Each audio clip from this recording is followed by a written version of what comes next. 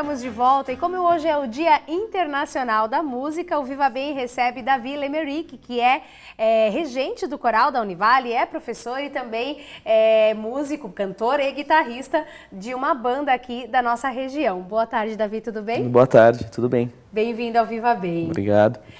Como que você dá conta de tanta coisa, assim? Dar aula, ser regente do coral, tocar na sua banda? Olha, eu acho que a vida do músico, no geral, ela é bem tumultuada, assim, né? Ela tem uma agenda bastante cheia de compromissos, a gente vai se virando como a gente pode, né? Então, estabeleço alguns horários, ó, esse aqui é o horário da aula, então esse aqui eu vou dar aula de guitarra, de violão e ninguém mexe. Esse aqui é o horário do ensaio do coral, ninguém mexe. Esse é o dia do ensaio da Codename Jack, ninguém vai mexer. Então... Porque são trabalhos bem diferentes, apesar de ser tudo ligado à música, é bem diferente. Por exemplo, o trabalho da sua banda, que ritmo que é? Bem, a gente é uma banda de rock clássico, né? Então, no momento estamos passando até por uma transformação aí, estamos buscando um baterista novo, que o nosso antigo saiu, estamos num processo de testes, né? Mas é uma banda de rock clássico que está evoluindo também para a parte do som próprio, né? De fazer as próprias composições, né? Que legal. Então, mas a gente vai tocar o rock, né? Enquanto banda cover, a gente toca desde os anos 50 até os anos 80, então vem o Chuck Berry, os Beatles, o Queen, o Pink Floyd, Van Halen, U2, né? Então, mas sempre dentro dessa linha mais clássica, né? Perfeito. E aí tem o trabalho de regente do coral, que já é uma linha totalmente diferente, né? Isso, né? No caso do coral da Univale, é uma regência compartilhada, né? Somos dois, né? Acho que inclusive Acho que é uma coisa até inédita. Eu, pelo menos, nunca vi nenhum coral que seja regido por duas pessoas. Eu também não. Tem o Emerson, né, vulgo Juca, que é a figura central, até porque aí com a aposentadoria do professor Normélio, aí, que foi o regente do coral até o início do ano, né, nos últimos 25 anos da história do coral foram com o professor Normélio à frente. E o Juca, ele é o coralista mais antigo, né? Então já tenho aí uns 7 anos com coral, mas o Juca tá tipo há 14, né? Então recaiu meio que sobre ele esse papel mais central, né? Então geralmente quando se fala que quem é o regente do coral da Univale atualmente, já vai na figura dele, né? Digamos que a gente trabalha junto, mas é mais ele do que até eu, né? Entendi. E o coral é formado por alunos da Univale? Alunos da universidade e qualquer pessoa da comunidade que queira, né? A gente não impõe limite, não. Então, entendi, é aberto então, quem quiser participar. Gostou de cantar, quer fazer parte do coral da Univale, é aqui da comunidade, tá? As portas estão abertas, né? Olha que interessante, eu não sabia dessa informação. E como faz para quem quiser participar? Bem, a gente geralmente abre, né, os testes aí para classificação vocal, né, no início de cada semestre. Então, o nosso agora foi em agosto e em março do ano que vem, quando retomarem as aulas, vai haver outro, né? Então a gente sempre vai admitindo. Lógico, às vezes a gente admite algumas pessoas, quando aparece uma pessoa com muito talento, muita vontade de cantar no meio do semestre, a gente dá a oportunidade para a pessoa, né? Sempre bom ter... Claro, pessoas opções. Dispostas a fazer, né? Exato. O trabalho. Porque às vezes também tem muita gente que é disposta, que adoraria cantar, mas também não tem o talento para isso. Dá para administrar essa história dentro desse cenário assim, musical, ensinar, ou tem que nascer com o dom de cantar? Olha, o que eu posso dizer? Algumas pessoas realmente não levam muito jeito, entendeu? Tipo, uma questão que muita gente esquece é que, por exemplo, que cantar é questão, às vezes, de desenvolvimento físico também, né? A voz é produzida por músculos.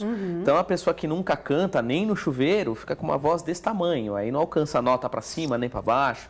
Verdade. Então, mas nada que com a prática não possa acontecer, mas não possa haver um desenvolvimento disso, né?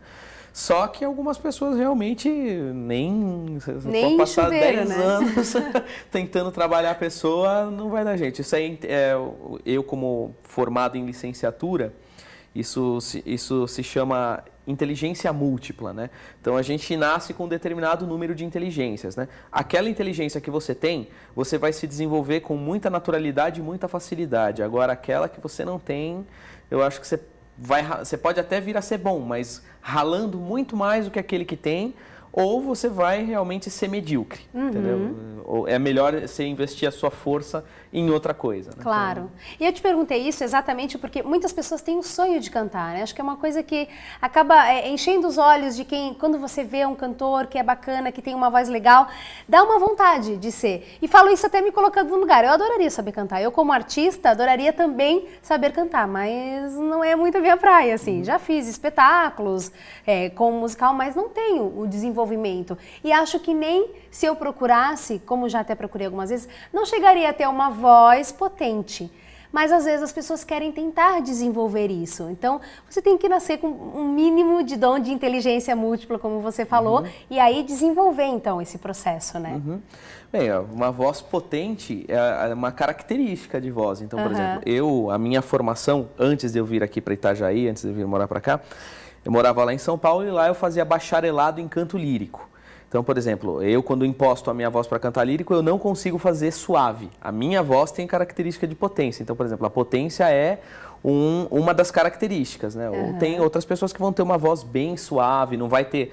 Nunca vai ser sempre aquela pessoa que para ser ouvida precisa de microfone na frente porque não consegue produzir massa, né? Massa sonora. Então, a potência é uma característica, né? Perfeito. E além do coral, da sua regência, você também dá aula de guitarra? Eu sou professor de guitarra e violão em 2 escolas, né? Uma em Camboriú, outra em Balneário. Então, e de vez em quando também dou aulas particulares, né? Gostaria também, estou procurando aí algum lugar para ter oportunidade de lecionar teoria musical, essa parte mais acadêmica da música, essa parte de estrutura da música, assim, que eu gosto bastante também. E que é importante, né? Porque muitos músicos que são muito bons no que fazem não leem a partitura, não desenvolveram este lado teórico, né? A leitura da partitura é, inclusive, também um dos aspectos de estudo da teoria, né? A teoria, obviamente, vai ser a teoria escrita mesmo, ali na ponta do lápis, né? E é lógico, né? Muitas pessoas têm um talento, assim, tão exacerbado que muitas vezes acaba dispensando o estudo. Não que o estudo fizesse mal, né? Então, existe uma lenda que eu, como professor, sempre combato. A história do... não, o cara que é bom mesmo, que é fera, é autodidata. Isso é bobagem. O autodidata que chega longe são muito poucos, né? São raros. Por exemplo, os Djavans da vida. Djavan não sabe ler nada, não sabe coisa nenhuma. Ele chega, ele compõe a música e aí ele chega e solfeja para o guitarrista. Você vai tocar assim... Entendeu? Ele passa pela voz dele aquilo que ele quer que faça. E chega naquelas músicas maravilhosas, mas são raros, né? E também outra coisa que é uma grande bobagem é essa história de acreditar que existem autodidatas. Num universo tão cheio de informação como o que a gente vive, você tem uma informação, mesmo que não seja por uma via oficial. Sim. Então, a partir do momento que você está ouvindo música, você está sendo educado musicalmente, porque você está ouvindo os padrões de acordes, você está ouvindo timbres, mesmo que você não saiba nominar isso. Então, por exemplo, o meu primeiro ano como guitarrista, né? Eu estudei por conta, né? Eu aprendi muita coisa na raça, até que eu percebi que eu cheguei num limite que eu não conseguia transpor. Ou eu vou estudar, ou eu vou ser sempre esse cara medíocre. Aí eu fui estudar, né? Exatamente. Então... Pode até ser autodidata na iniciativa de começar desenvolver um talento, mas você acaba recebendo inúmeras influências, com certeza. Isso, né? O autodidata vai ser mais aquele... Ele não tem um estudo formal da coisa, mas para você ser um autodidata, você teria que ter nascido no meio de uma ilha, cair um violão na sua cabeça e você nunca ter ouvido música e sair fazendo música sem nunca ter ouvido, né? Exato. Ainda mais no mundo que a gente vive hoje, é impossível você não estar sempre influenciado por inúmeras coisas, né? E que análise você faz do cenário musical, já que hoje é Dia Internacional da Música, tanto nacional quanto internacional? Você acha que a gente está num caminho bacana ou tem muita coisa medíocre aí? Olha, eu vou dizer que, infelizmente, o dinheiro dominou demais o cenário musical a ponto de, muitas vezes, ele encobrir aquilo que é mais importante na música, que é a qualidade da música, a qualidade da melodia, né, a qualidade da letra. Esses dias eu estava até fazendo uma reflexão, né, de como a mídia está dando espaço para coisas que não constroem. entendeu? E eu tava, a minha reflexão, eu postei até no Facebook esses dias, que especialmente a música ela tem um poder de se conectar com as instâncias emocionais das pessoas e também com a parte intelectual. E a parte intelectual geralmente está muito ligada à letra, né? E as pessoas que escrevem letra muitas vezes não sabem, né? Não se ligam na responsabilidade que elas têm com a mensagem que elas estão escrevendo, né?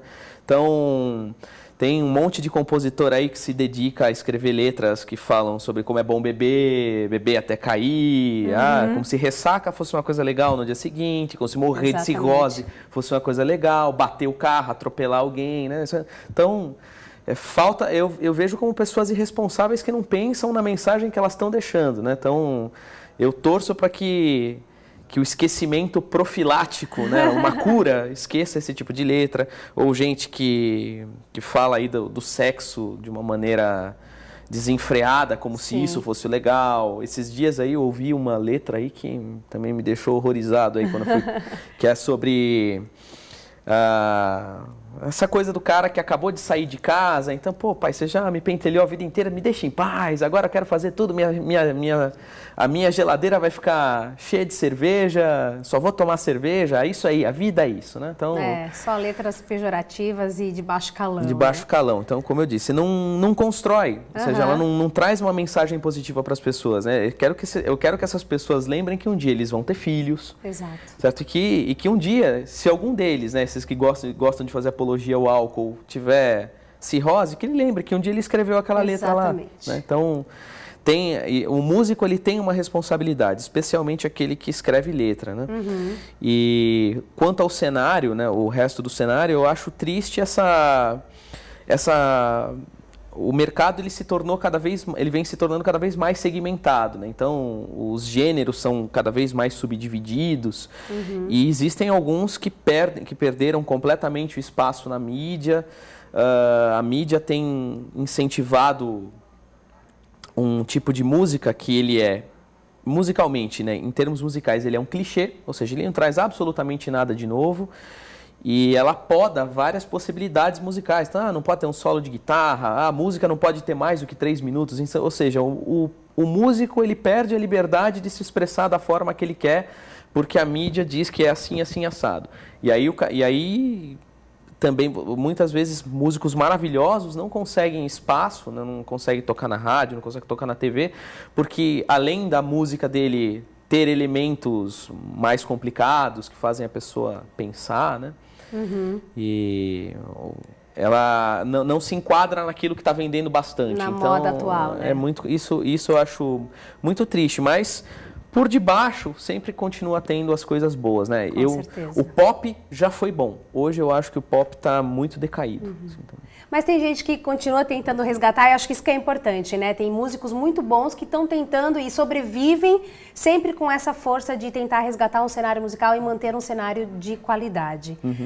Davi, muito obrigada, muito bacana a entrevista. Obrigada por ceder um pouco desse seu tempo tão corrido para falar um pouquinho da nossa música. Obrigado pela oportunidade de falar. Né? Imagina. A gente faz um breve intervalo, daqui a pouquinho voltamos para conferir a receita da Tânia Mara. Até já.